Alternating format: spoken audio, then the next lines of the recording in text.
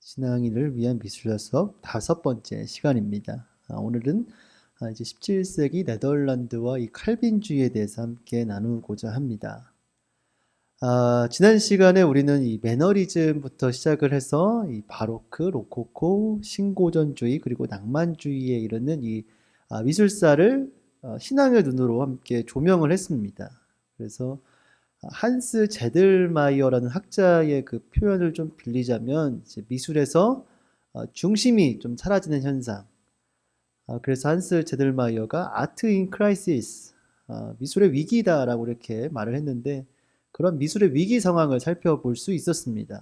다시 말해서 하나님이 사라진 자리에 인간의 이성과 감성 그리고 유희가 그 자리를 차지하는 현상을 함께 살펴보았습니다. 그런데 사실 이것이 단순히 미술만의 위기가 아니라 우리 삶 전역에 정치, 문화, 예술 상관없이 점점점 그 중심에 하나님이 사라지고 인간의 이성과 감성과 유희가 중심이 되는 그런 위기 상황을 미술을 통해서 함께 살펴보았습니다. 그리고 이 강의를 바탕으로 지금 서울에서 진행되고 있는 서울 더현대에서 진행되고 있는 렘브란트에서 고야까지라는 전시를 함께 관람했습니다. 그리고 이 전시를 통해서 17세기 네덜란드 작품을 몇 점 함께 살펴보았는데요. 오늘은 구체적으로 이 17세기 네덜란드 작품이 어떤 상황과 환경 속에서 탄생하게 되었고 또 이 작품이 담고 있는 구체적인 의미는 무엇인지 이 시간 함께 살펴보고자 합니다.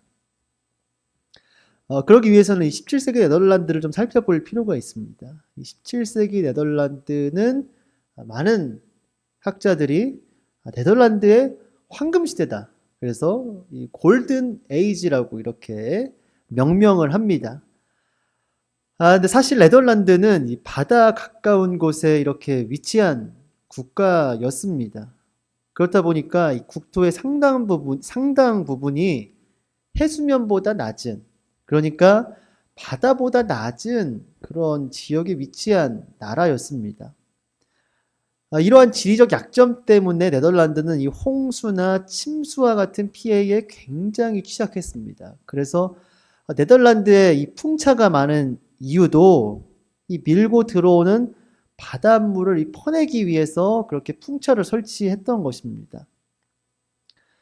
그런데 이 네덜란드인들은 이러한 지리적 약점을 하나의 기회로 만듭니다. 이것이 네덜란드의 위대함 중 하나가 아닐까 생각을 해봅니다. 이렇게 보시는 것처럼 바다에 배를 띄워서 세계 곳곳으로 나아갔고 17세기에는 네덜란드가 이 세계 무역의 중심이 됩니다. 네덜란드의 배들이 이 중국, 일본, 이 아시아들을 오가면서 이 향신료와 도자기와 이 비단을 쓸어 날랐고 이 암스테르담이라는 이 도시를 통해서 막대한 부가 네덜란드로 들어오게 됩니다. 그래서 이 세계 최초의 주식회사인 동인도 회사가 1602년 네덜란드에 처음 생긴 것은 우연이 아닙니다. 이렇게 경제적으로 부유해지니까 당연히 사람들은 예술을 찾게 되었고 예술에 대한 수요가 폭발적으로 이 시기에 증가하게 됩니다.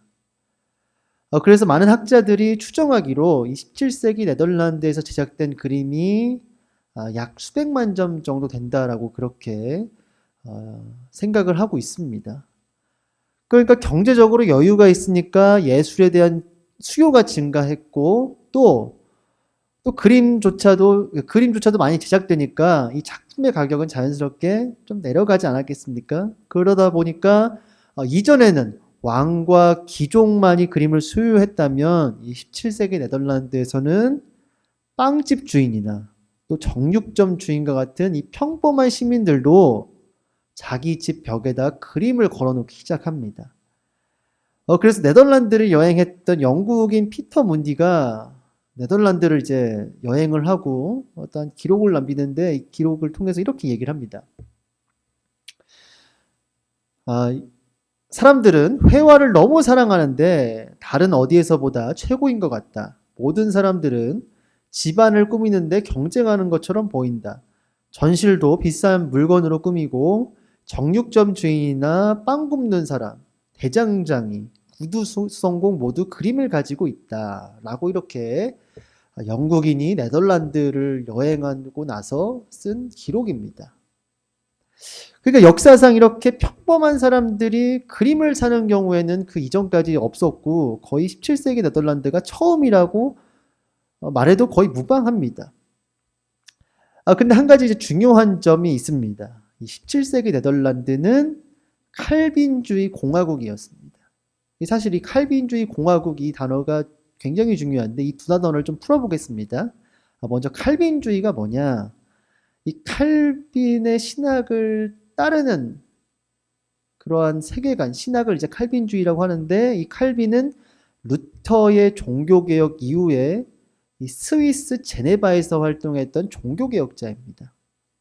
그리고 이 네덜란드는 이 칼빈의 신학을 공식적으로 받아들였고 정치 지도자들이 이 칼빈의 신학에 따라서 나라를 운영을 했습니다.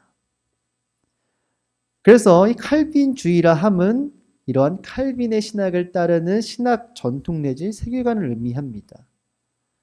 그리고 네덜란드가 칼빈주의 공화국이라고 하지 않았습니까? 이 공화국이라는 것은 나라의 주인이 왕과 귀족이 아니라 시민이라는 뜻입니다.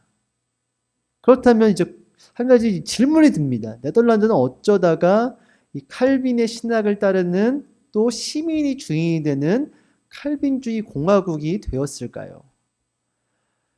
사실 네덜란드는 이 원래 독립국가가 아니라 이 스페인의 합스부르크 왕가 펠리페 2세에게 통치를 받는 스페인의 피지배 국가였습니다. 스페인은 원래 가톨릭 국가였기 때문에 스페인의 지배를 받는 네덜란드도 원래 처음에는 이 가톨릭이 우세한 지역이었습니다. 그렇다면 이 어떻게 가톨릭이 우세했던 이 지역에 칼빈의 신학이 이렇게 들어오게 되었을까요? 비슷한 시기에 아까 말씀드렸던 이 칼빈이 스위스 제네바에서 이 종교개혁을 진행하면서 1559년에 제네바 아카데미라는 신학교를 세웁니다. 그러면서 자연스럽게 유럽 각지의 젊은이들이 이 제네바 아카데미로 몰려와서 이 칼빈의 신학을 배우며 칼빈의 신학을 흡수합니다. 그리고 그 중에는 네덜란드에서 온 사람들도 있었습니다. 그리고 이 네덜란드에서 온 젊은이들, 목회자들이 이 제네바 아카데미에서 칼빈의 신학을 배운 뒤에 고향으로 돌아가서 복음을 전하기 시작하면서 이 네덜란드에 칼빈의 신학이 퍼지기 시작합니다. 그런데 여기서 칼빈의 신학이 결정적인 역할을 하는데 사실 중세까지만 해도 지배자에게 저항한다는 것은 생각조차도 할 수 없는 일이었습니다. 왜냐하면 당시 중세인들에게 왕과 지배자들의 권세는 신이 세운 질서라고 믿었기 때문에 아무리 그 왕이 불의하고 무능력해도 이에 저항하는 것은 신의 뜻에 거역하는 것이라고 생각을 했습니다.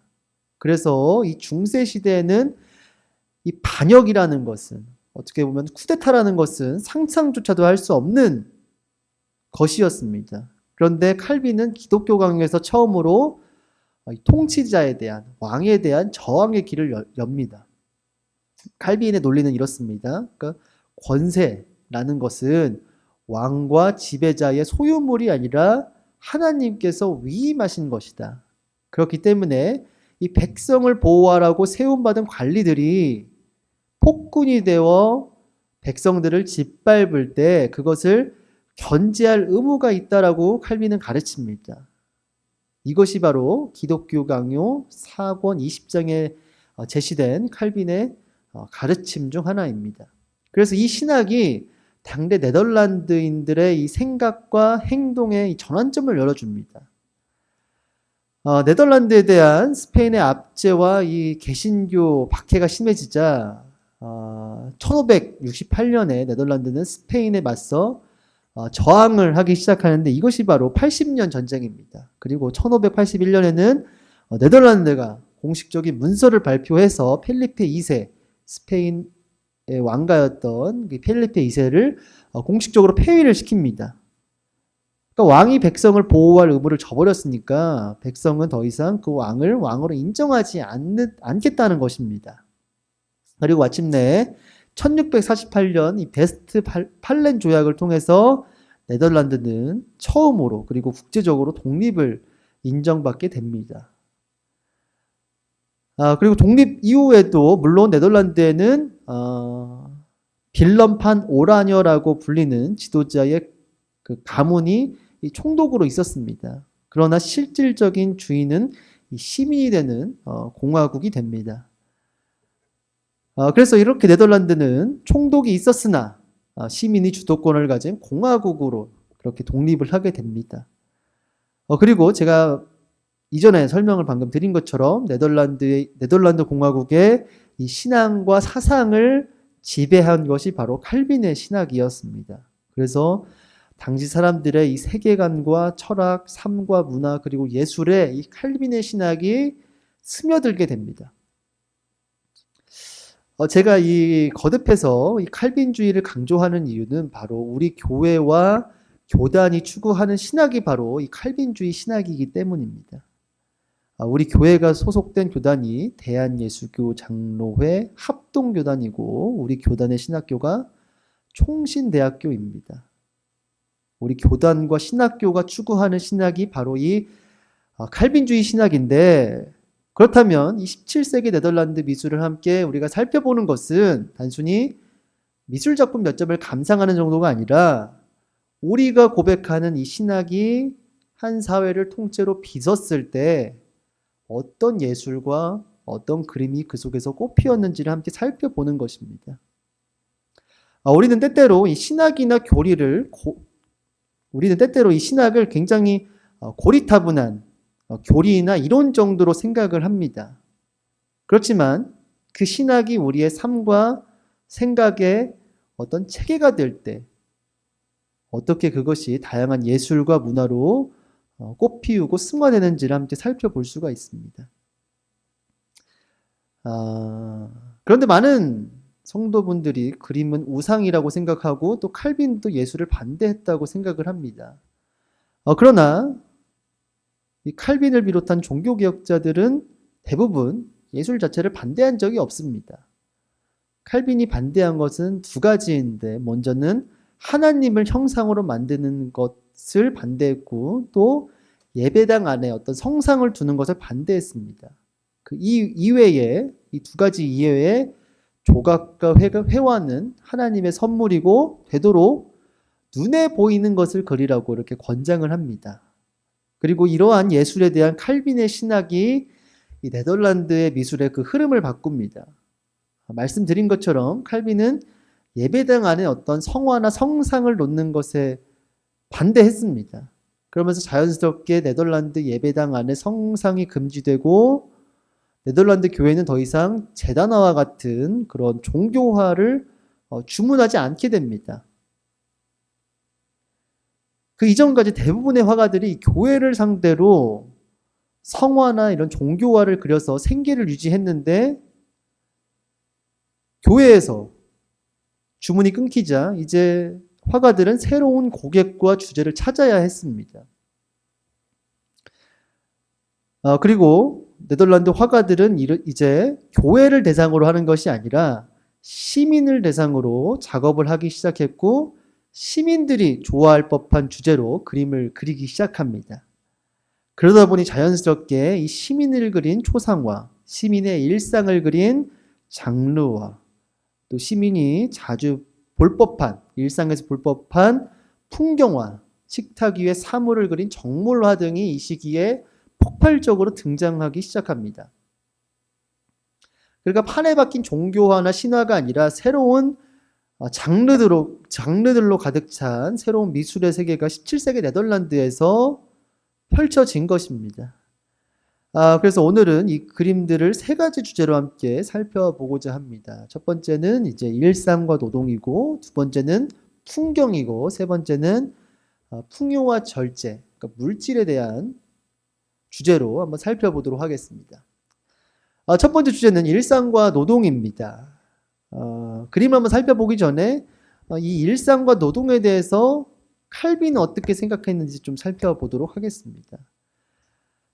중세교회, 그러니까 종교개혁 이전에 이 중세교회는 이 성과 속을 나누는, 그러니까 교회 안과 교회 밖을 나누는 성속 이원론을 가르쳤습니다. 그러니까 이들의 논리가 뭐냐면은 사제와 수도사의 삶은 거룩하고 밭 갈고 장사하고 아이 키우는 그런 보통 사람들의 삶은 세속적이라고 가르쳤습니다. 지금 보시는 이 건물이 파리의 노트르담 대성당입니다. 그런데 이 파리의 노트르담 대성당 외관을 보시면 이러한 괴물 형상의 석수가 등장을 합니다. 그러니까 왜 이러한 괴물 형상의 석수를 성당 외곽에 설치를 했을까요? 이 석수의 의미가 뭐냐면은 교회 안은 거룩하고 이 교회 밖은 세속적이다라는 그 중세의 이원론을 이렇게 신학적으로 표현을 한 것입니다. 그러니까 따라서 당대 사람들은 거룩해지고 싶으면은 이 세상을 떠나서 성당이나 수도원에 들어가서 이 종교적인 일에 자신의 일생을 드리는 그런 헌신을 해야 했습니다. 그런데 이러한 성과 속의 경계를 허문 사람들이 바로 종교개혁자들이었습니다. 종교개혁자 루터는 세속적인 직업도 하나님의 소명이다 라고 그렇게 얘기했습니다. 그래서 직업이라는 단어가 독일어로 베루프라는 단어인데 이 단어에는 직업이라는 뜻도 있지만은 동시에 부르심이라는 뜻도 있습니다. 그러니까 루터가 생각하기에 농부의 일도, 구두장이의 일도, 그리고 성직자의 일도 모두 하나님의 부르심이다라고 그렇게 가르쳤습니다.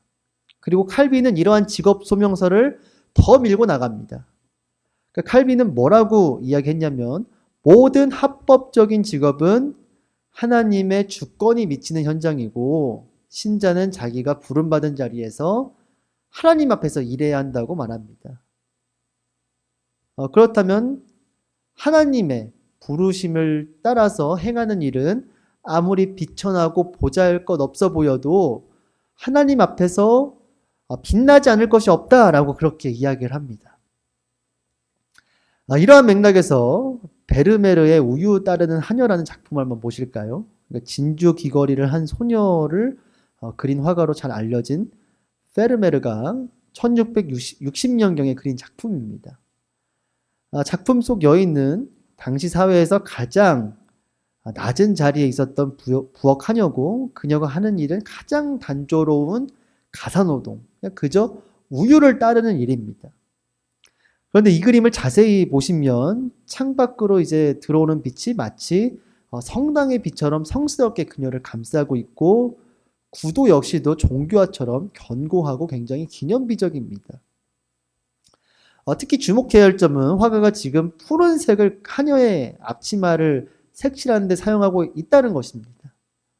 이 푸른색은 울트라마린이라는 준보석으로 만들어졌기 때문에 대부분 성모 마리아처럼 가장 성스러운 인물에게만 사용되던 그런 색이었습니다. 그런데 페르메르는 그러한 파란색을 지금 하녀에게 적용하고 있습니다. 그렇다면 이것의 의미는 무엇일까요? 그러니까 하찮은 일을 성실하게 해내는 하녀도 성모 마리아만큼 성스럽다라는 것을 지금 이렇게 그림으로 표현하고 있는 것입니다. 이렇게 페르메르는 가장 하찮은 노동을 가장 경건하게 그려냈고 우리는 이 그림 속에서 하나님 앞에서 동등하게 거룩하다는 이 칼빈의 직업 소명론을 발견할 수 있습니다. 다음 작품을 한번 보실까요? 이 작품은 이제 렘브란트가 1642년에 그린 야경이라고 알려진 그런 작품입니다. 작품의 가로 길이가 약 4m가 넘는 그런 대작입니다. 그러니까 원래 이 정도 규모는 원래 왕의 대관식이나 어떤 성인의 순교와 같은 장면에나 쓰이던 크기입니다. 그런데 그러한 큰 규모의 그림에 과연 누가 그려져 있을까요? 자세히 보시면 왕도 아니고 성인도 아니고 역사 속 중요한 인물들도 아닙니다. 이 당시 암스테르담의 민명대, 그러니까 동네를 지키는 그 당시의 시민이 지금 그려져 있습니다.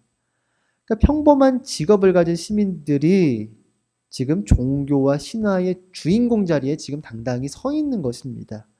시민이 나라의 주인이 되고 또 직업이 소명이 된 시대였기 때문에 이러한 그림이 나올 수 있었던 것입니다. 세속적 직업이 거룩하다면 가정의 노동 역시 거룩하고 가정도 거룩한 자리가 됩니다. 이제 지금 보시는 작품은 피터 드 호흐의 창가 앉은 아기를 아는 어머니와 청소하는 여인이라는 작품입니다. 지금 한 하녀가 먼지 한 점 없는 이 깨끗한 실내에서 바닥을 주의 깊게 쓸고 있습니다. 그리고 그녀의 뒤에는 지금 여주인이 아이에게 젖을 먹이고 있습니다. 그러니까 당시 네덜란드인들은 이 가정이야말로 하나님의 임재가 깃드는 공간이라고 생각을 했습니다. 따라서 하나님이 가정 가운데 임할 수 있도록 하녀와 부인들은 언제나 가정을 늘 깨끗하게 정돈해야 했습니다. 결국 가정이 작은 교회였고 살림은 하찮은 노동이 아니라 교회를 섬기고 하나님의 임재를 촉진하는 그런 활동이 되었습니다. 이렇게 칼빈의 신학은 하찮은 가정 생활도 성스럽게 만들었고 그것이 지금 이렇게 그림으로 표현이 되어 있습니다. 이제 다음 주제로 넘어가서 풍경을 그린 풍경화를 좀 살펴보도록 하겠습니다. 칼빈은 이 세상을 가리켜서 하나님의 영광의 극장이라고 말했습니다. 다시 말해서 이 창조 세계 전체가 하나님의 영광이 상영되는 무대이자 하나님을 알게 하는 거울이라고 이렇게 말했습니다. 그런데 인간에게는 한 가지 문제가 있습니다. 바로 타락으로 말미암아 인간은 죄로 눈이 흐려져서 그 하나님의 영광을 드러내는 무대를 제대로 보지 못한다는 것입니다. 그래서 칼빈은 이러한 타락한 인간에게 성경이라는 안경이 필요하다라고 말했습니다. 그래서 이 성경이라는 안경을 쓴 사람에게 세상은 다르게 보이기 시작합니다. 그 이전에는 구름 한 점과 나무 한 그루가 그냥 평범한 일상의 사물이었다면 성경이라는 안경을 쓴 사람에게 구름 한 점과 나무 한 그루는 하나님의 영광을 발견할 수 있는 통로가 되는 것입니다. 17세기 네덜란드의 풍경화가 야곱 판 루이스달의 그림 3점을 함께 보겠습니다. 먼저 폭포가 있는 숲속 풍경이라는 작품인데요. 오른쪽 자세히 보시면은 고목 한 그루가 쓰러져 있고 그 곁으로는 폭포수가 쉼없이 흘러가고 있습니다. 이 죽은 고목은 이 삶의 유한함을 의미하고 흘러가는 물은 인생의 덧없음과 허무함을 의미합니다. 이것은 마치 죄로 인해 깨지고 병든 이 세계의 모습을 시사하는 것 같습니다. 그런데 자세히 보시면 이러한 어두운 숲을 빛이 비추고 있습니다. 이것은 과연 어떤 의미일까요? 타락한 세상이지만 그러한 세상 가운데 여전히 머무는 하나님의 은혜와 은총을 이렇게 루이스 달은 나무와 빛을 통해서 드러내고 있습니다. 다음 그림을 한번 보실까요? 유대인 묘지라는 작품인데요. 작품 속에는 꺾인 나무와 고목이 지금 보이고 무덤들 옆으로는 지금 흘러가는 물들이 보입니다. 그리고 그 뒤에는 이렇게 폐허가 된 교회도 보입니다. 이것들은 모두 죽음을 향해 흘러가는 무상한 인생, 그리고 무너져가고 타락한 이 세계를 보여주는 듯 합니다. 그런데 그 옆을 보시면은 그 하늘에는 무엇이 떠 있을까요? 바로 무지개가 이렇게 떠 있습니다. 창세기를 보시면 하나님께서 노아에게 주신 언약의 표징이 바로 이 무지개였습니다. 따라서 이 무지개는 이 죽음을 향해 흘러가는 이 세상을 끝내 구원하시고 새롭게 하시겠다라는 그 하나님의 신실하심과 언약을 드러내는 지금 상징이 이렇게 그려져 있는 것입니다. 그렇다면 이 작품이 전체적으로 말하고자 하는 바는 분명합니다. 이 세상이 죽음과 황무함으로 치닫는 것처럼 보여도 하나님은 그러한 세상을 포기하지 않고 끝내 구원하시고 회복하실 것이라는 그런 하나님의 약속이 이 그림 속에 담겨져 있는 것입니다. 마지막 작품을 한번 살펴보도록 하겠습니다. 지금 거대한 풍차가 화면 가운데 서서 하늘을 배경으로 지금 날개를 이렇게 펼치고 있습니다. 이 풍차를 움직이게 하는 것은 바로 눈에 보이지 않는 바람이라는 것을 우리는 알고 있습니다. 이 성경에서 바람이라는 단어는 성령을 가리키는 말이기도 합니다. 그러니까 보이지 않는 바람이 이 풍차를 돌려서 곡식을 빻고 일용할 양식을 사람들에게 제공을 하듯이 마찬가지로 보이지 않는 성령의 숨결이 우리를 살게 한다라는 그런 메시지를 여기서 도출할 수 있습니다. 작품을 자세히 보시면 그 아래에 3명의 여인이 지금 풍차를 향해 가고 있습니다. 기독교 전통에서 3이라는 숫자는 굉장히 중요합니다. 아마 이 3명의 여인은 이러한 성령을 쫓아서 가고 있는 사람이 아닐까라는 그런 생각을 한번 해봅니다.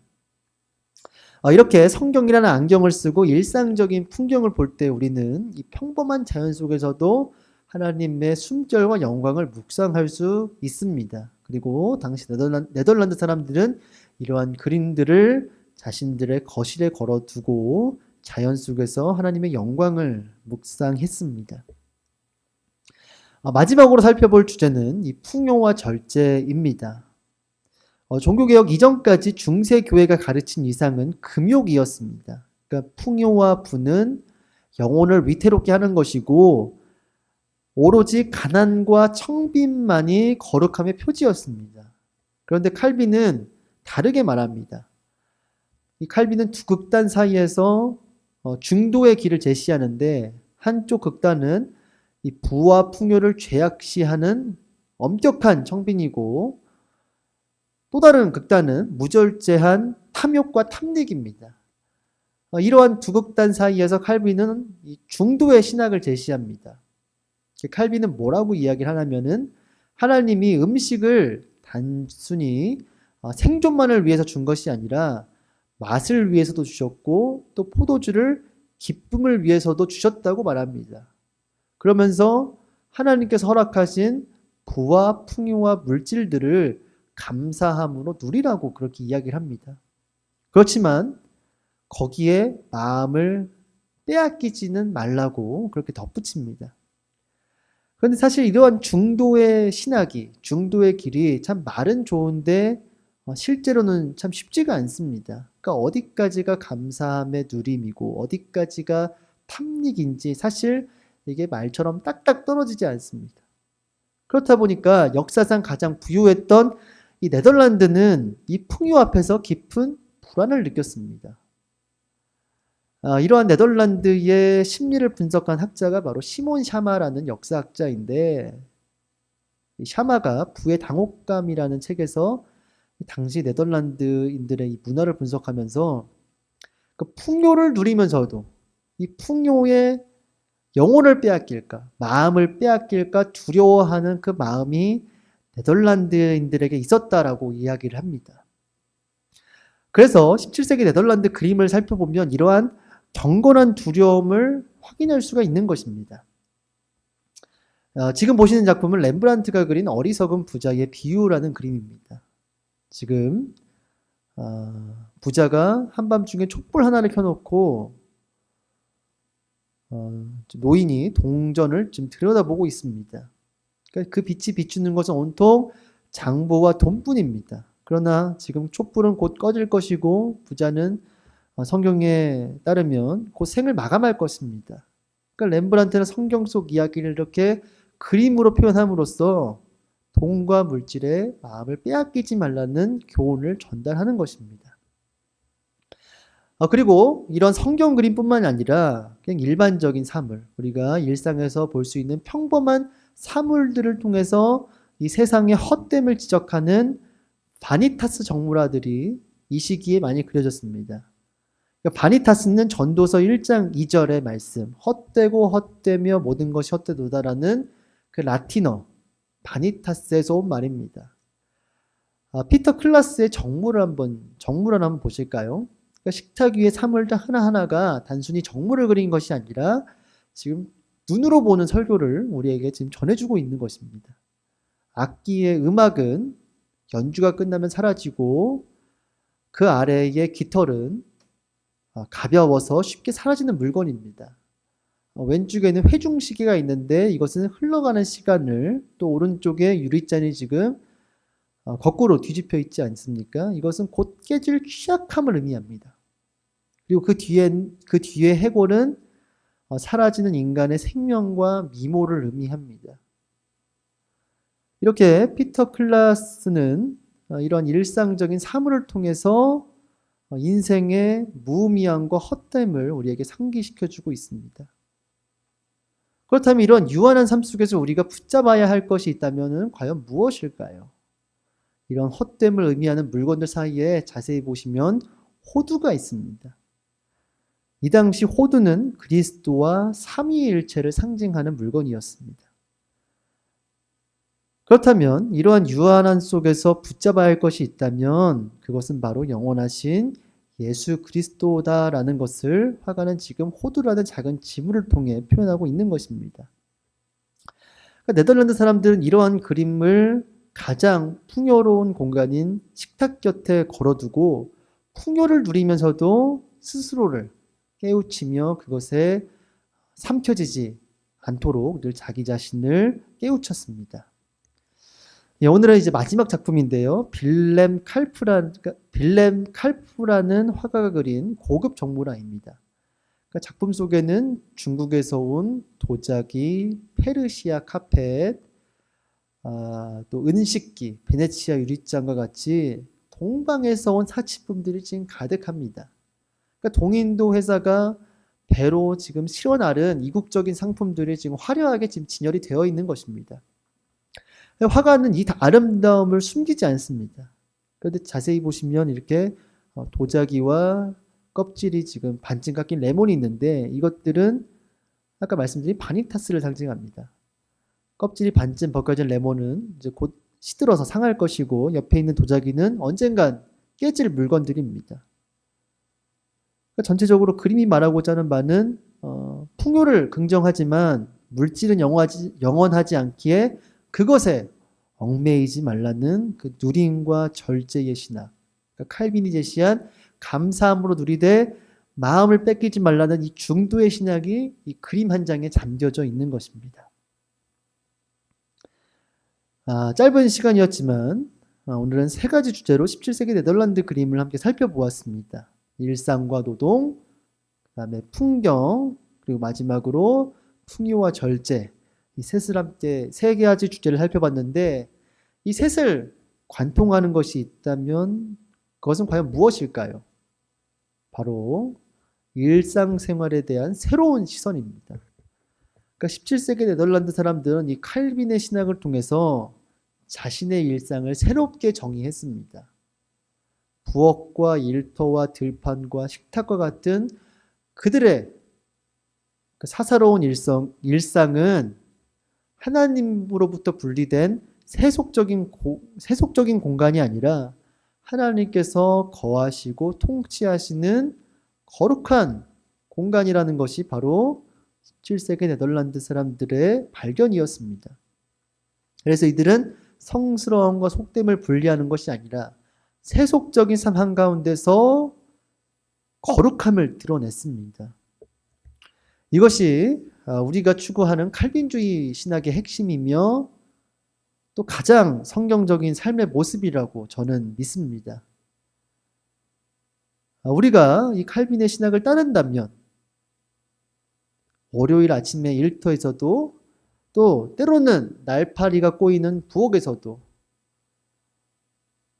지옥철과 같은 퇴근길 지하철 안에서도 하나님의 임재가 함께 할 것입니다. 그리고 또 우리에게 맡겨진 작은 일상을 충실히 살아갈 때 그것이야말로 진정한 하나님께 영광 돌리는 길임을 우리가 믿습니다.